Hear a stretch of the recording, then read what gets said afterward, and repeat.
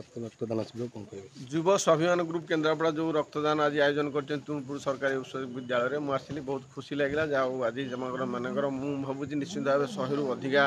Unit रक्तदान रक्त collect करेंगे। प्रकृत रक्तदान हूँ महत्वपूर्ण कार्य यहाँ गोटे प्रकृत निजर रक्त दे अन्न को जीवन बचाइवाटा गोटे आम आज माने ये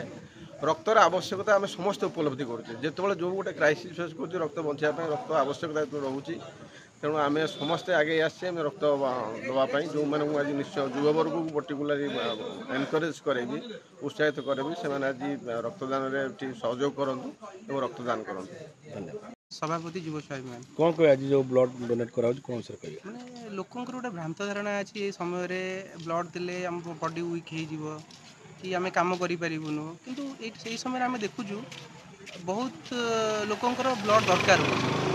मैंने कटक हॉस्पिटल हो कि केन्द्रापड़ा हॉस्पिटल हो लोकंर प्राय माने इनक्वेरी आसचे आमको भाई ब्लड दरकार आम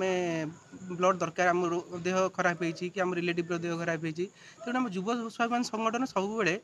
किसी सामाजिक कार्य सब निजक व्यस्त रखी थाए।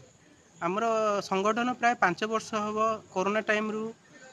लोकों सहित सुविधा असुविधा ठिया है खाद्य सानिटाइजेशन करवा सब कार्य माने सामाजिक कार्य निवृत्त था आम किंतु माने आज आम संगठन किसी माने सब पिला माने भाविले चिंता कले आज गोटे ब्लड डोनेशन कैंप कले भल हम तेणु आज आम ब्लड डोनेशन कैंप हो समस्त को भी डका आज आम आशा कर 100 यूनिट पाखापाखि ब्लड संग्रह करने सब आम सब भाई मैंने भी आमको सहयोग कर